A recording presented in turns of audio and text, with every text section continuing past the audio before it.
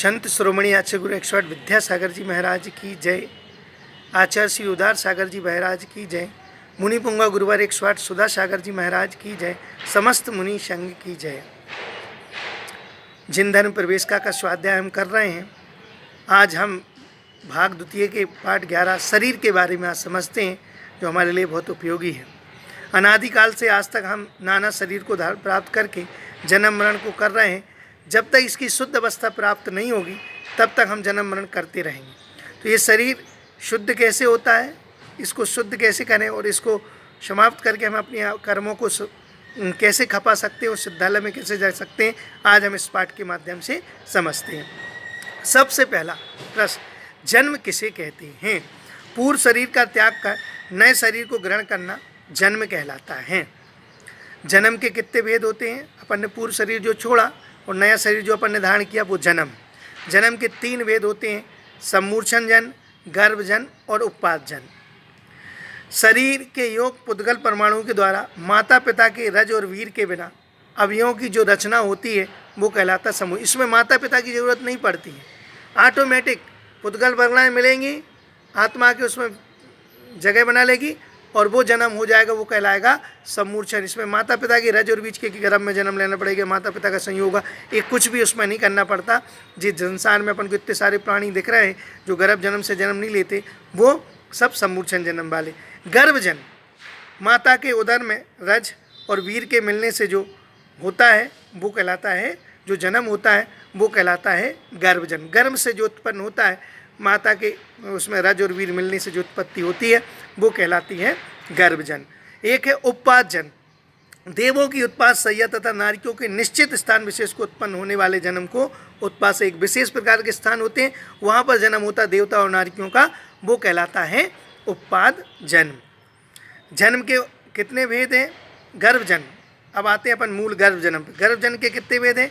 तो गर्भ जन्म के जरायु, जांडज और पोत 3 भेद होते हैं। सबसे पहले जरायुज, जाल के समान मांस और खून से व्याप्त एक प्रकार की थैली में लिपटे हुए जीव जो उत्पन्न होते हैं वो जरायुज कहलाते हैं। जैसे गाय, बैल, भैंस, मनुष्य आदि ये जन्म लेते ना, तो इन पे एक चरम सी लपेटी रहती शरीर के ऊपर। ठीक है, अभी कभी आपने देखा हो बछड़े को जन्म देती है गाय, तो फिर उसको चाट चाट के उसका वो अलग करती है। इस प्रकार की जो जाल के समान बनी रहती है वो कहलाता है जरा। मनुष्यों का और गाय, बैल, भैंस आदि इनका गर्भ जन्म होता है। अंडज क्या कहलाता? जो अंडे से उत्पन्न होते हैं उन्हें अंडज जन्म कहते हैं। चील, कबूतर आदि जो अंडे से उत्पन्न हो रहे हैं वो अंडज जन्म कहलाता है। पोतज जन्म क्या कहलाता है? जन्म होते ही जिन जीवों में किसी प्रकार का कोई आवरण नहीं रहता, जन्म होते ही चलने फिरने लगते, उनको कोई ऐसी चरमर्म थैली वाली नहीं लपेटी रहती है, वो कहलाता है पोत जन्म। जैसे हिरण का जन्म होता है, सह का जन्म होता है, इनमें कोई सीधे जन्म लिए और सीधे चलने, कोई पोत कोई जालाल नहीं लगा रहता है इसमें, वो कहलाता है पोतज जन्म। शरीर किसे कहते हैं? अब प्रश्न उठता है, शरीर किसे कहते हैं? नाम कर्म के उदय से प्राप्त होकर जो जीर्ण शीर्ण होता रहता है, कभी समाप्त होता है कभी बनता है, उसे शरीर कहते हैं। इसके 5 भेद हैं, औदारिक, वैक्रियक, आहारक, तेजस और कार्मण शरीर। सबसे पहला औदारिक शरीर। औदारिक शरीर के औदारिक वर्णों से मिलकर बनने वाले मनुष्य और तिर्यंच के शरीर को औदारिक शरीर कहते हैं। औदारिक वर्णाएं होती हैं, इनसे मिलकर मनुष्य और तिर्यंच का जो शरीर बनता है वो औदारिक शरीर कहलाता है। औदारिक शरीर की क्या विशेषताएं हैं? औदारिक शरीर की विशेषता है, औदारिक शरीर मनुष्य और तिर्यंचों के होता है। मनुष्य और तिर्यंचों के होता है। गर्भ और सम्मूर्छन जन्म वालों का औदारिक शरीर, गर्भ और सम्मूर्छन जन्म जो लेते हैं इन सब का औदारिक शरीर कहलाता है। गर्भ से जो जन्म लेगा और सम्मूर्छन जो जन्म लेगा उनका कौन सा शरीर बनेगा? औदारिक शरीर। यह शरीर औदारिक वर्णाओं से मिलकर बनता है। औदारिक वर्णाएं होती हैं, उनसे मिलकर इस शरीर की संरचना है।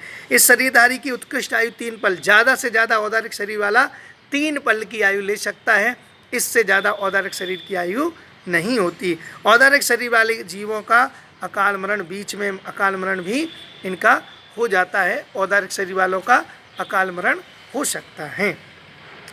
वैक्रिक शरीर किसे कहते हैं? तो वैक्रिक शरीर कहलाता है, क्या बोलते हैं कि वैक्रिक वर्णाओं से मिलकर बनने वाले देव और नारियों के शरीर को, जिनका उत्पत्ति उत्पाद जन्म से होती है, ऐसे देव और नारियों के शरीर को वैक्रिक शरीर, क्या क्या वैक्रिक वर्णाएं जो होती हैं, उन वर्णाओं से देव और नारियों का जो शरीर बनता है, वो एक उत्पत्ति विशेष जो उनकी होती है, वो कहलाता है वैक्रिक शरीर। देव और नारियों का ही होता है वैक्रिक शरीर। वैक्रिक शरीर की क्या क्या विशेषता है? वैक्रिक शरीर देव और नारियों के होता है। वैक्रिक शरीरधारियों का उत्पाद जन्म सिर्फ होगा, बस उत्पाद जन्म ही लेते हैं। यह शरीर वैक्रिक वर्णाओं से मिलकर बनता है। इस शरीरधारी की उत्कृष्ट स्थिति 33 सागर तक वो इस संसार में रह सकता है। इसका अकाल मरण नहीं होता, इसका अकाल मरण नहीं है। वैक्रिक शरीर वाला बीच में मरण मृत्यु को प्राप्त नहीं होगा। पूरा जितना उसने आयु प्राप्त की है उतनी पूरी आयु भोग कर ही उसका मरण होता है। मरण होने पर शरीर कपूर की भांति उड़ जाता है। मरण होता है तो मरण कपूर की भांति उसका शरीर उड़ जाएगा। अब आहारक शरीर, आहारक शरीर किसे कहते हैं? छठवें गुणस्थानवर्ती मुनि के तपस्या के निमित्त से होने वाले आहारिक रिद्धि के फलस्वरूप आहार वर्णाओं से मिलकर बनने वाले शरीर को ये अच्छे से समझे।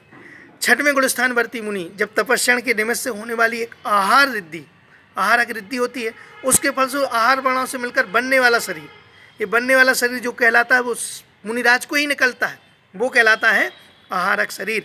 आहारक शरीर की क्या विशेषता है? अब सुनना अच्छे से, ये बहुत समझने का विषय है। आहारक शरीर छठवें गुणस्थानवर्ती रिद्धिधारी मुनिराजों को ही ये शरीर निकलता है। शुभ कार्यों के लिए होता है, ये सिर्फ शुभ कार्य के लिए निकलेगा, बाकी नहीं बनता ये शरीर। आहारक वर्णाओं से मिलकर ये शरीर बनता है।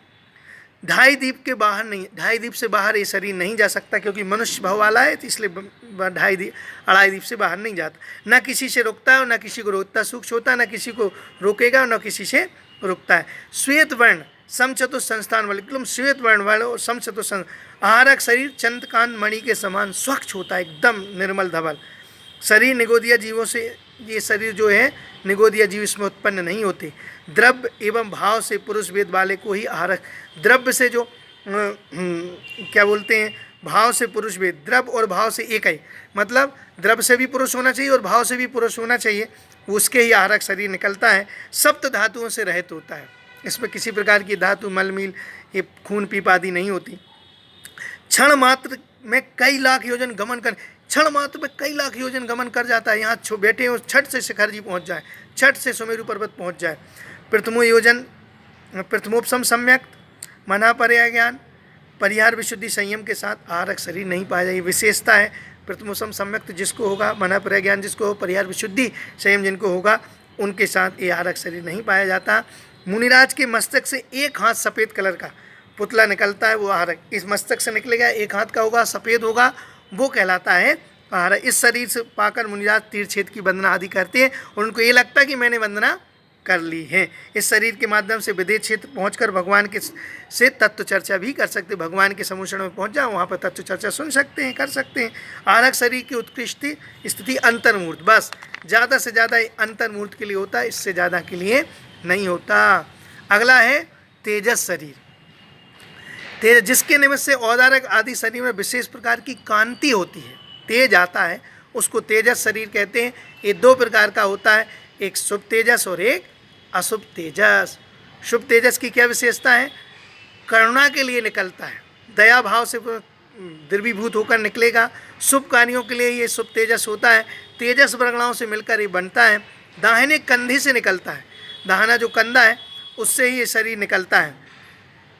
श्वेत वर्ण और शुभ आकृति वाला, श्वेत वर्ण का होगा और शुभ आकृति वाला ये होगा। रोग मारी आदि को दूर कर, कोई रोग हो जाए भयंकर, कोई मारी फैल जाए, तो इस प्रकार से उसको समाप्त करने के लिए ये शरीर शुभ तेजस निकलता है। अशुभ तेजस की क्या विशेषता है? क्रोध के कारण निकलता है, जब बहुत भयंकर क्रोध आता हो तब ये शरीर निकलता है। अशुभ कार्यों के लिए होता है, जब अशुभ कार्य करने के लिए ये होता है। बाएं कंधे से निकलता है, बाएं कंधे से निकलेगा। सिंदूर वर्ण और बिलाव की आकृति वाला होता है, सिंदूर कलर का, एकदम बिलाव की आकृति, बिल्ली होती ना बिलाव, एकदम इस कलर का होता। 12 योजन तक की भूमि को भस्म कर सकता है और स्वयं भी भस्मी हो, 12 योजन तक की भूमि को समाप्त कर देगा और खुद को भी भस्म कर लेगा, जिसके शरीर से निकला उन मुनिराज को भी भस्म कर देगा। इस प्रकार से शुभ तेजस और अशुभ। कर्मण शरीर किसे कहते हैं? ज्ञानावरण आदि 8 कर्मों के समूह को कार्मण शरीर कहते। ज्ञानवर्ण, दक्षिणावणी, वेदनी, मोहिनी, आयु, नाम, गोत्र, अंतरा, इनकी जो कर्म वर्णा है इनसे जो युक्त होता है उसको बोलते हैं कार्मण शरीर। कार्मण शरीर की क्या विशेषता है? कार्मण शरीर संसारी जीवों के सदैव होता है। कार्मण शरीर सब हमेशा संसारी जीव के पाए। संसार में आप हो तो ये कार्मण शरीर आपसे हटने वाला नहीं, ये रहेगा रहेगा रहेगा। कार्मण और तेजस शरीर अनादि, ये दो शरीर कार्मण और तेजस अनादि संबंध है, अनादिकाल से इनका संबंध है। ये दो शरीर जब तक संसार अवस्था में आप रहोगे ये रहेंगे ही रहेंगे। कार्मण शरीर अप्रतिघाती होता है, प्रतिघात नहीं करता, अप्रतिघाती होता है। कार्मण शरीर ज्ञानवादी कर्मों का पिंड है। कार्मण शरीर जो है ज्ञानवर्णादि कर्मों का एक पिंड है, समूह है, जिसके माध्यम से अपन इस संसार में संसार सागर की गोते खा रहे हैं, भटक रहे हैं संसार में, क्योंकि ये कार्मण शरीर ही एक ऐसा है जिसके माध्यम से हम अपनी आत्मा का कल्याण, जिस दिन ये समाप्त हो जाता है उस दिन हम अपनी आत्मा का कल्याण करके परमात्मा बन जाते हैं। तो हम सब ये प्रयत्न करें कि इस शरीर से ज़्यादा मोह ना करें और अपने इस शरीर को तप तपस्या त्याग में लगाएं और अपनी आत्मा का कल्याण करें, क्योंकि शरीर आद्यम खलु धर्म साधन। शरीर अगर स्वस्थ है तो हम धर्म का साधन कर सकते हैं और इसके माध्यम से ही हम कर्मों को खपाकर और अनंत सुख को प्राप्त कर सकते हैं। हम सबकी आत्मा अनंत सुख को प्राप्त हो, इसी मंगलमयी भावना से द्वादशांग जिनवाणी माता की जय।